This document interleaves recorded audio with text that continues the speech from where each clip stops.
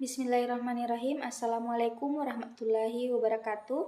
Perkenalkan, kami dari kelompok 5 ingin mempresentasikan hasil diskusi kami terkait penelitian korelasional, di mana dalam kelompok 5 ini terdiri dari 4 orang.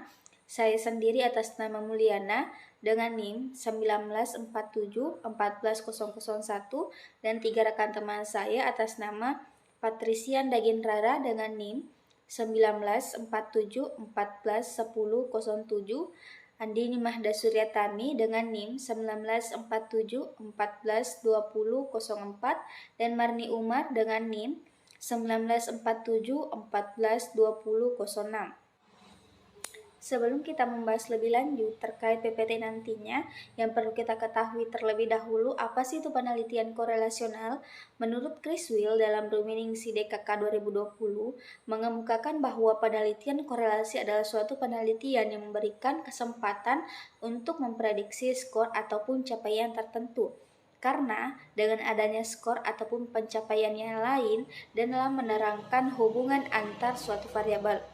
Berdasarkan pernyataan ini, bisa ditarik kesimpulan terdapat kata kunci dalam penelitian korelasional ini, yaitu adanya suatu hubungan dan prediksi ataupun ramalan. Suatu korelasi adalah suatu uji statistik untuk menentukan kecenderungan atau pola untuk dua ataupun lebih dari variabelnya, atau bisa disebut dengan data bervariasi secara konsisten. Nah, adapun contoh penelitian korelasi ini seperti halnya prestasi dalam membaca, memahami dengan menguasai terhadap kosakata baru, suatu capaian atau kajian untuk memprediksi keberhasilan studi di perguruan tinggi, dan berdasarkan juga SLTA-nya. Setelah mengetahui definisi dari penelitian korelasional, terdapat juga tujuan penelitiannya. Menurut Surya Prata dalam Abidin 2010 menyatakan bahwa tujuan ini untuk mendeteksi sejauh mana variasi-variasi pada faktor yang berkaitan, baik itu bervariasi satu maupun lebih dari variasinya. Sedangkan menurut Gay menjelaskan bahwa tujuan penelitian korelasional ini diadakan untuk menentukan hubungan antar variabel ataupun untuk membuat suatu prediksi.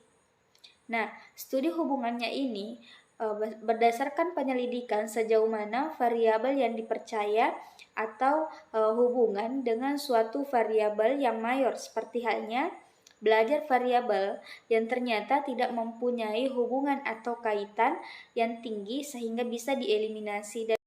Yang ketiga yaitu metode penelitian korelasional, digunakan untuk menilai hubungan dan pola hubungan antara variabel dalam satu kelompok mata pelajaran. Misalnya, penelitian korelasional digunakan untuk menjawab pertanyaan-pertanyaan seperti berikut.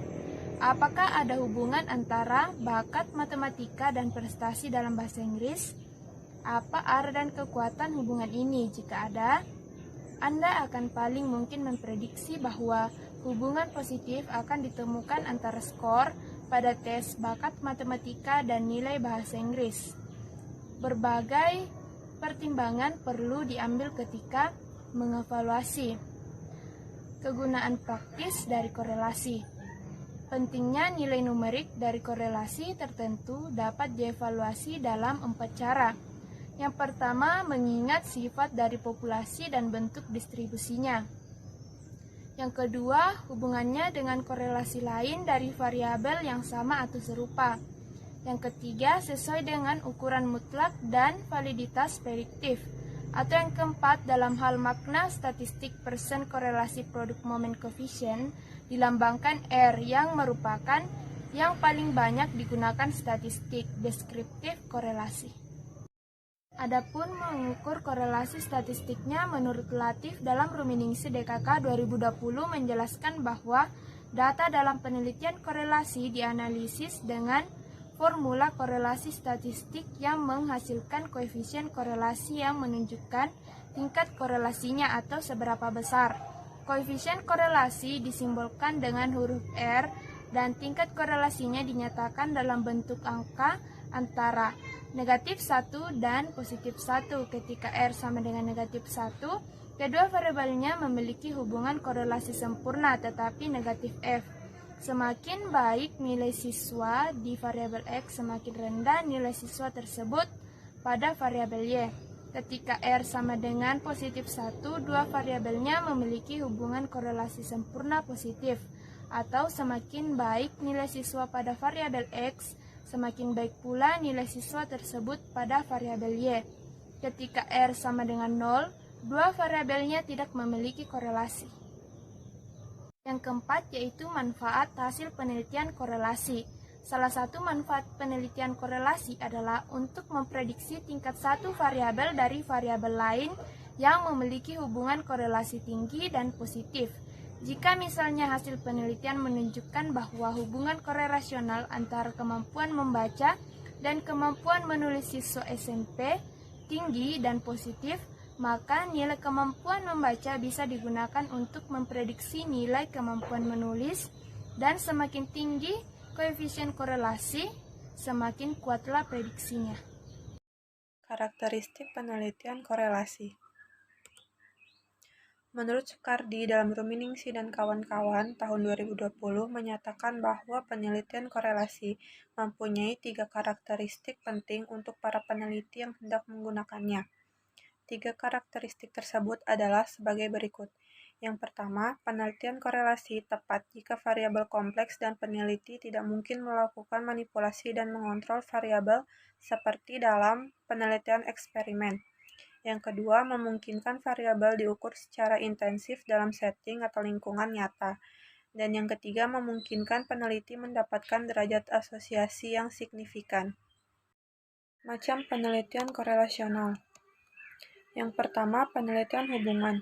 Penelitian hubungan atau korelasi sederhana digunakan untuk menyelidiki hubungan antara hasil pengukuran terhadap dua variabel yang berbeda dalam waktu yang bersamaan. Yang kedua, penelitian prediktif. Penelitian ini sebagaimana penelitian relasional melibatkan perhitungan korelasi antara suatu pola tingkah laku yang kompleks, yakni variabel yang menjadi sasaran prediksi atau yang diramalkan. Penelitian korelasional. Penelitian korelasional mempunyai berbagai jenis rancangan. Yang pertama, korelasi bivariat. Suatu rancangan penelitian yang bertujuan untuk mendeskripsikan hubungan antara dua variabel. Yang kedua, regresi dan prediksi. Jika terdapat korelasi antara dua variabel dan kita mengetahui skor pada salah satu variabel, skor pada variabel kedua dapat diprediksikan. Regresi merujuk pada seberapa baik kita dapat membuat prediksi ini. Yang ketiga, regresi jamak atau multiple regression. Perluasan regresi dan prediksi sederhana dengan penambahan beberapa variabel. Yang keempat, analisis faktor. Prosedur statistik ini mengidentifikasikan pola variabel yang ada. Yang kelima, rancangan korelasional yang digunakan untuk menarik kesimpulan kausal.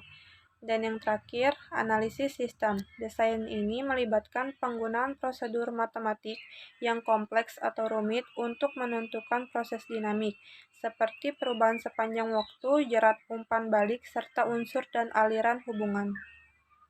Selanjutnya yaitu langkah-langkah penelitian korelasional.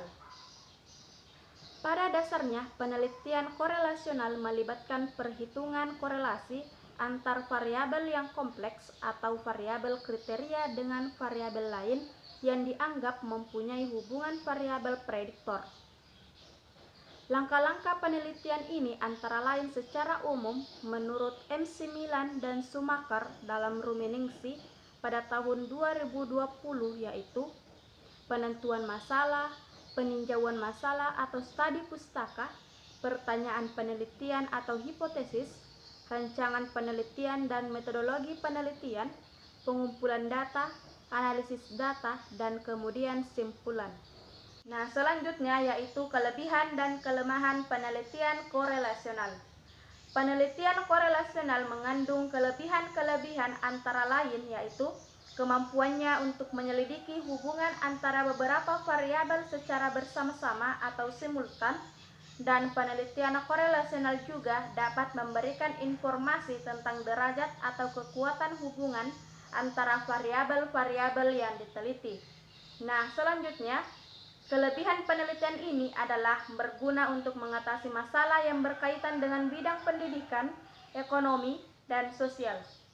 Dengan penelitian ini juga memungkinkan untuk menyelidiki beberapa variabel untuk diselidiki secara intensif, dan penelitian ini dapat melakukan analisis prediksi tanpa memerlukan sampel yang besar.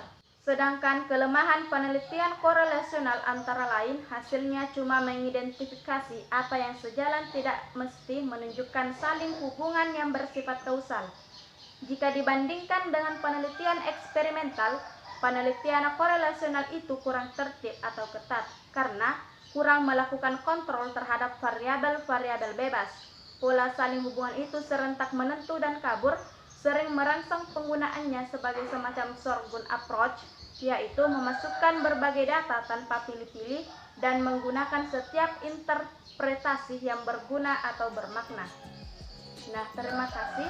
Itulah tadi penyampaian materi dari kelompok 5 tentang penelitian korelasional. Mohon maaf apabila ada kesalahan kata dari kami. Kami akhiri. Assalamualaikum warahmatullahi wabarakatuh.